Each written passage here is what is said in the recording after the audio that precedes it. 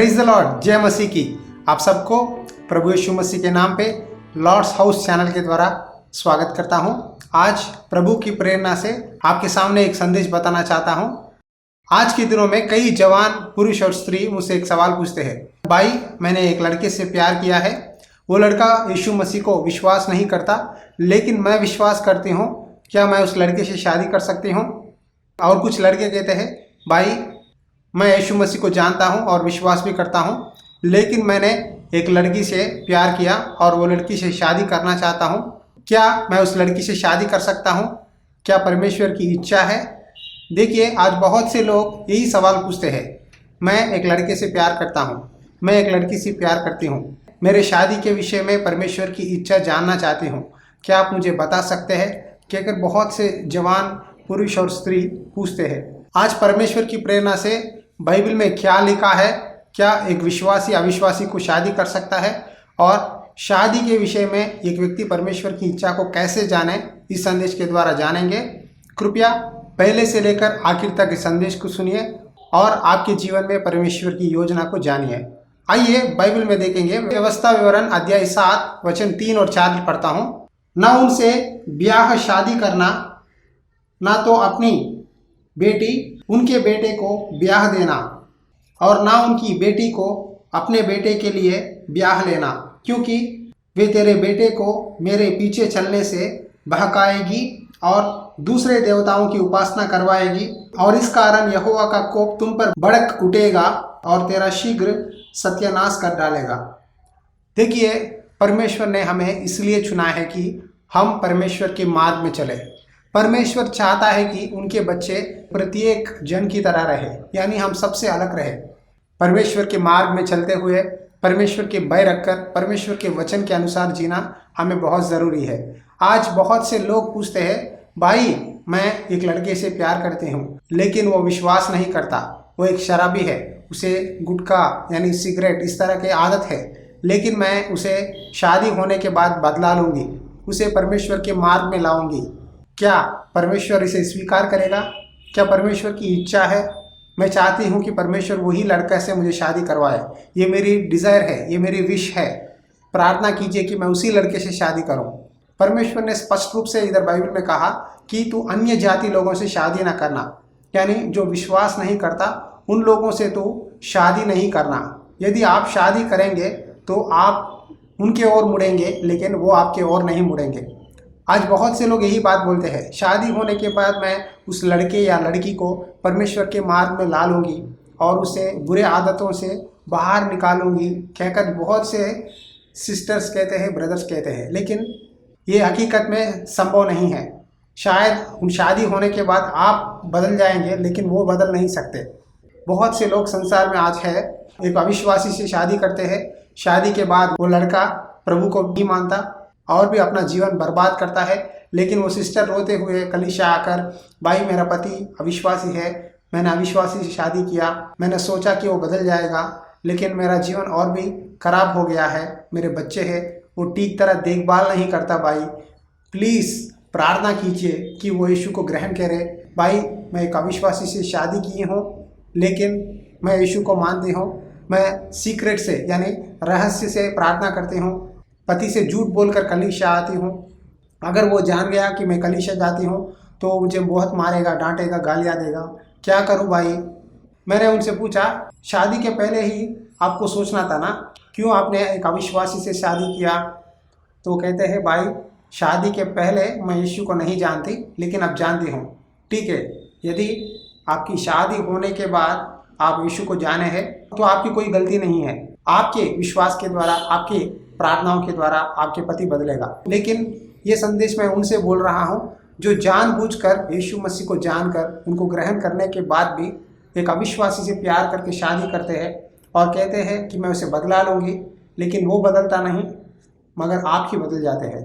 आज परमेश्वर आपसे बोल रहा है, यदि आपने जानबूझकर परमेश्वर को दुख पहुँचाकर आप एक अविश्वासी से शादी किए हैं, आपका जीवन क्या हुआ, अब आप कैसे हैं? देखिए, जो भी काम करने से पहले 1 से 10 बार सोचने की जरूरत है। इब्रानियों की पुस्तक अध्याय 13 वचन 4 में लिखा है, विवाह सब में आदर की बात समझी जाए और विवाह बिछोना निष्कलंक रहे, क्योंकि परमेश्वर व्यभिचारियों और परस्त्रीगामियों का न्याय करेगा। परमेश्वर का वचन कहता है कि विवाह की बात सबसे आदरणीय बात समझी जाए। विवाह बहुत आदर की बात है। आदम की बगीचे में परमेश्वर ने आदम को देखकर सोचा कि पुरुष को अकेला रहना सही नहीं है, इसीलिए परमेश्वर ने आदम की फसली की हड्डी से एक स्त्री को बनाया और उसका नाम हव्वा कहकर रखा। देखिए, आदम के फसली की हड्डी में से परमेश्वर ने एक स्त्री को उत्पन्न किया और उन दोनों को एक तन एक मन की तरह रहने के लिए कहा। आज परमेश्वर ने परिवार को बनाया है कि पति पत्नी एक मार्ग में चले। अगर रेल की पटरी है तो एक पटरी पति है और एक दूसरा पटरी पत्नी है। अगर दो पटरियों में से एक पटरी भी टूट गया है तो ट्रेन गिर जाएगा। इसी तरह परिवार को भी परमेश्वर ने पति और पत्नी के ऊपर बनाया है ताकि संसार में परमेश्वर की महिमा हो। संसार में एक व्यक्ति किस तरह जिए, परमेश्वर ने एक परिवार के संबंध के द्वारा रखा है। बच्चे, परिवार, माता पिता सबको इसीलिए बनाया है कि एक बैलेंस लाइफ रहे। लेकिन आज संसार में कितने लोग शादी करते हैं, कई स्त्रियां संसार में एक साड़ी की तरह पतियों को बदलाते हैं, कई पुरुष कपड़े बदलाने की तरह पत्नियों को बदलाते हैं। क्या ये सही है? क्या परमेश्वर ने 2-3 शादियां करने के लिए दिया है हमें? परमेश्वर ने इसीलिए हमें मौका दिया कि हर एक पुरुष को एक पत्नी रहे और हर एक पत्नी को एक पुरुष रहे। कि शादी एक ही बार होती है, 2-3 बार करना, 10 बार करना, ये सही नहीं है। आज बहुत से जवान लड़के पूछते हैं, लड़कियां पूछते हैं, भाई मैं एक अविश्वासी से प्यार करती हूँ, किसी तरह से भी प्रार्थना करो भाई कि वो परमेश्वर को ग्रहण करे और मुझसे शादी करे। अगर ग्रहण भी नहीं किया हो तो शादी करे, मैं उसी से प्यार करती हूँ। अगर वो मुझे शादी करे वो काफ़ी है और कुछ भी नहीं चाहती परमेश्वर से। देखिए, अगर वो अविश्वासी है तो वो नरक को जाएगा। क्या आप भी उसके साथ नरक जाएंगे? सोचिए। अगर आपको सच में शादी करना है तो आप वो लड़के के लिए प्रार्थना कीजिए। अगर वो लड़का प्रभु में विश्वास में आया है तो प्रभु की इच्छा है तो परमेश्वर में आने के बाद शादी करिए। अगर वो अविश्वासी की तरह रहा है, आप उससे शादी करेंगे तो शादी होने के बाद आपको बहुत पछताना पड़ेगा और आपके माता पिता भी आपकी मदद में नहीं आएंगे। और शादी करने से पहले उस लड़के के माता पिता और लड़की के माता पिता दोनों बैठकर बात करके परिवार की मर्जी से शादी करना है। परिवार की मर्जी के बिना आप शादी करेंगे तो कल आपको बहुत पछताना पड़ेगा। लड़का या लड़की सही नहीं निकले, जिंदगी भर आपको रोते ही रहना पड़ेगा और आपका परिवार और आपका वैवाहिक जीवन खराब हो जाएगा। इसीलिए हमारे प्रभु यीशु मसीह के नाम पे मैं चेतावनी देता हूँ कि जवानों, आप शादी करने से पहले प्रार्थना कीजिए, उपवास रह के प्रार्थना करो, प्रभु तेरी इच्छा क्या है मेरे जीवन में किस लड़के को तू लाना चाहता है। तू जो कहेगा उससे ही शादी करूँगा, जो लड़की को तू दिखाएगा प्रभु उसी लड़के से शादी करूँगा। और जो व्यक्ति प्रार्थना अच्छा करता है, जो वचन पढ़ता है, जो तेरा आदर करता है, जो वचन के अनुसार चलता है, उसी से मैं शादी करना चाहता हूँ। कि अगर आपके मन में परमेश्वर की और प्रति प्यार रहनी चाहिए, एक लड़की को देखा मैंने उससे ही प्यार करता हूँ तो उससे ही शादी करूँगा, ऐसा बोलना परमेश्वर की इच्छा नहीं है। आप बाइबल में सिमसोन के जीवन में देखेंगे तो सिमसोन को परमेश्वर ने एक योजना से बनाया। सिमसोन को परमेश्वर ने बहुत ताकत दिया। फिलिस्तीयों के ऊपर विजय लाने के लिए परमेश्वर ने एक अच्छा शूरवीर की तरह बनाया। लेकिन सिमसोन ने तिम्ना में एक स्त्री को देखा। देखने के बाद से लेकर उसके दिल में प्यार उत्पन्न हुआ, यानी लस्ट, शारीरिक अभिलाषा उत्पन्न हुई। तब से लेकर अपने माता पिता को सताने लगा कि मैं फिलिस्तीयों की स्त्री से ही शादी करूंगा। के माता पिता ने कहा, देख हम इजरायली है, हम परमेश्वर के बच्चे हैं और वो अन्य जाति की लड़की है, उनका और हमारा मिलना सही नहीं है, ये परमेश्वर की इच्छा नहीं है। यदि तुमको सच में शादी करना है तो हमारे यहूदियों में बहुत सी लड़कियां हैं, तुम उनसे शादी कर सकते हो। विश्वासी से शादी करो, अविश्वासी से शादी मत करो। सिमसोन उनकी बात नहीं मानी और फिलिस्तीयों की स्त्री से शादी किया। उसके बाद उसका जीवन, उसके ऊपर परमेश्वर की योजना सब कुछ बर्बाद हो गया। एक समय ऐसा समय आया कि उसने अपना पूरा शक्ति, सामर्थ सब कुछ खो बैठा और परमेश्वर का आत्मा उसे छोड़कर दूर चला गया। बाद से लेकर सिमसोन को बहुत साल राह देखना पड़ा। आखिरकार जब उसकी मृत्यु होने के समय परमेश्वर ने उसकी और दृष्टि किया और उस पर दया किया, लेकिन परिपूर्ण परमेश्वर की योजना उसके जीवन में नहीं हुई। आज आपसे परमेश्वर बोल रहा है। आज बहुत से लोग सिमसोन की तरह ही प्यार करते हैं। By love at first sight, यानी पहले देखते ही मैं उससे प्यार किया तो इसी से शादी करूँगा। देखिए, परमेश्वर भी आपको देख रहा है क्या परमेश्वर से प्यार करते हैं? हर दिन परमेश्वर आपको देखता रहता है, लेकिन आप परमेश्वर को नहीं देखते। बहुत से लोग शारीरिक अभिलाषा, जवानी की अभिलाषाओं से प्यार करते हैं। जो व्यक्ति परमेश्वर की प्रेम से प्यार करता है, उसका प्रेम सदा रहेगा। यदि आप शारीरिक अभिलाषा से प्यार करते हैं, वो प्यार थोड़े दिनों का ही है। शायद शादी होने के बाद साल या 2 साल बाद में फिर लड़ाई झगड़ा, फिर आपके दोनों में मिसअंडरस्टैंडिंग, ये सब होते ही रहते हैं। राजा सोलोमन बहुत धनवान था, बहुत अमीर था, पैसा, पैलेस, परमेश्वर की मंदिर, बहुत ज्ञानी था, लेकिन उसने एक मूर्ख काम किया, यानी परमेश्वर की आज्ञा का उल्लंघन किया। वो है कि परमेश्वर ने कहा कि तू अन्य जातियों से विवाह ना करना, अन्य जातियों से मेल जोल ना करना। लेकिन राजा सोलोमन ने मिस्र जातियों से, मोयाबियों से, अन्य जातियों के स्त्रियों से शादी करके उनसे अपना संबंध को बढ़ाने लगा। आखिरकार क्या हुआ मालूम है? उन स्त्रियों ने सोलोमन के दिल को परमेश्वर की ओर से फेर दिए। मूर्ति पूजा करने लगा, मूर्तियों का मंदिर बनाने लगा और परमेश्वर का गुस्सा को देखने लगा। सोलोमन की शुरुआत बहुत अच्छी थी। अपने पिता के मार्ग में चला, परमेश्वर की मंदिर बनाया, बलि अर्पणा सब कुछ दिया, प्रार्थना किया, लेकिन पत्नियों के कारण अपना मृत्यु के समय, बुढ़ापे के समय परमेश्वर से दूर हो गया और उसका अंत सही नहीं है। बहुत से लोग अपना विश्वास जीवन को शुरुआत में बहुत अच्छी तरह रखते हैं, लेकिन अंत भी बहुत ज़रूरी है। शुरुआत से ज़्यादा अंतिम समय अपने जीवन में कैसे है, वो बहुत ज़रूरी है। आइए देखेंगे बाइबल में सोलोमन राजा के बारे में क्या लिखा है, हम क्या सीख सकते हैं इस वचन के द्वारा देखेंगे।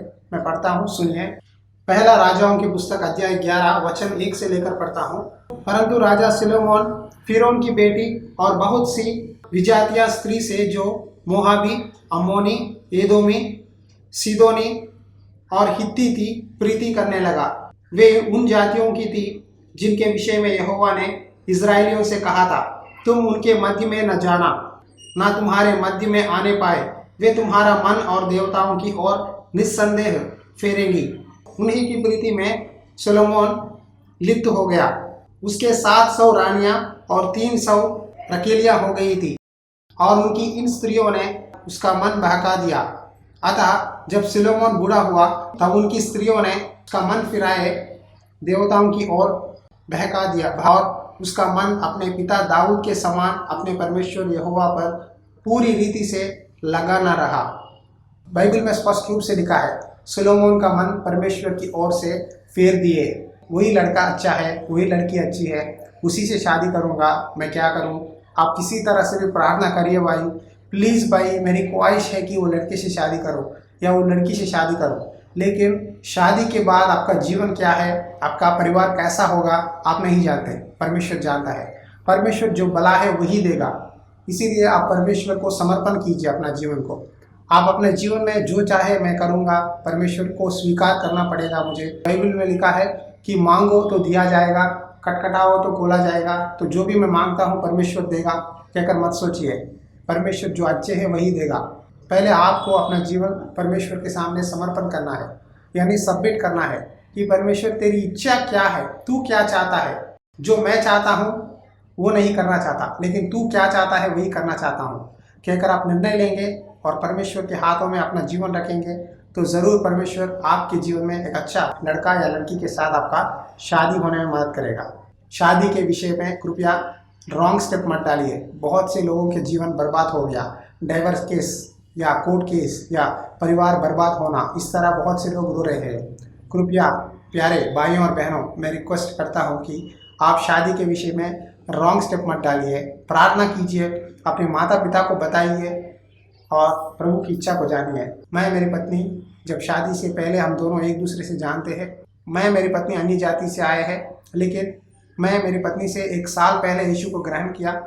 जब मैं मेरे माता पिता से मेरी पत्नी के बारे में बताया, तो मेरी माँ ने कहा, बेटा वो लड़की यीशु को नहीं जानती, हम परमेश्वर के बच्चे हैं, इसीलिए विश्वासी से ही शादी करना है, तुम उस लड़की को भूल जाओ, कहकर मेरी माँ ने कहा। तब मैंने प्रार्थना किया, प्रभु तेरी इच्छा है तो उस लड़की को बदला, कहकर पूछा। मैंने मेरी पत्नी को बहुत कोशिश किया शादी के पहले बताने के लिए यीशु के बारे में, लेकिन उसने कहा, मेरे भगवान मुझे है, तुम मुझे कुछ भी मत बोलना, अगर इस तरह बोलोगे तो फ़ोन कट कर दूँगी, आगे से मुझसे बात नहीं करना, कहकर उसने फ़ोन रख दी। लेकिन थोड़े महीनों के बाद अद्भुत रीति से एक दर्शन के द्वारा परमेश्वर ने उसे भी एक मौका दिया और वो भी विश्वास करने लगी। फिर मेरी पत्नी ने मुझे फ़ोन करके बात करने लगी और हम दोनों ने अपने माता पिता को बताया। उसके बाद परमेश्वर की वचन के अनुसार हमने शादी किया। देखिए, विवाह आदर की बात है। एक व्यक्ति के जीवन में शादी एक ही बार होता है। अगर 2-3 बार हो रहा है तो परमेश्वर का इच्छा नहीं है। पति पत्नी एक देह और एक आत्मा की तरह रहना है। आपको एक मन चाहिए, एक दिल चाहिए, तभी आप अपना परिवार को आगे बढ़ा सकते हैं। कृपया आप अपनी इच्छा को छोड़कर परमेश्वर की इच्छा ढूंढो, तब प्रभु ज़रूर आपको मार्गदर्शन करेगा और सही रास्ता में आपके शादी होने में एक अच्छे लड़के के द्वारा या लड़की के द्वारा आपका विवाह करेगा। प्रार्थना करेंगे ताकि परमेश्वर आपको सही रास्ते में गाइड करे। प्रार्थना। अनुग्रहकारी दयालु परमेश्वर, इस समय प्रार्थना करता हूँ, तूने इस वचन के द्वारा बात किया कि एक लड़का एक लड़की किस तरह रहना है, कैसा अपना जीवन चलाना है। तूने कहा अन्य जातियों से, अन्य स्त्रियों से शादी न करना, जो विश्वास में है, जो प्रार्थना में है, उन्हीं से शादी करो कहकर आपने बोला है, ताकि तुझे मेरे और से दूर ना करे। सोलोमन और सिमसोन अपना जीवन को बर्बाद किए हैं। उनका शुरुआत बहुत अच्छा था, लेकिन अंत का समय जब वो शरीर को छोड़ रहे थे तो उन्होंने बहुत पाप किया। तेरे नज़र में तुझे बहुत दुख पहुंचाया। अन्य जातियों स्त्रियों से प्यार करके शादी करने के द्वारा उनका मन तुझसे दूर हो गया है पिता। आज इस समय में प्रार्थना करता हूं प्रभु, जितने जवान लड़के या लड़कियां इस समस्या से पीड़ित है उनको याद कर पिता, उनको तेरे मार्ग में चला प्रभु, उनको पवित्र जीवन दे, उनका जीवन तुझे समर्पण करने के लिए सहायता कर। शादी के विषय में तेरी इच्छा को जानने के लिए सहायता कर पिता। दयालु परमेश्वर, एक बार तेरे हाथ से स्पर्श कर। विवाह आदर की बात है, इसीलिए परस्त्री गमियों की तरह, व्यभिचारियों की तरह 2-3 बार शादी करके अपना वैवाहिक जीवन को बर्बाद करने न दे। तू ही इनसे बातें कर, स्पर्श कर और मदद कर। ये प्रार्थना हमारे उद्धारकर्ता पिता परमेश्वर प्रभु यीशु मसीह के नाम पे विनती करते हैं पिता।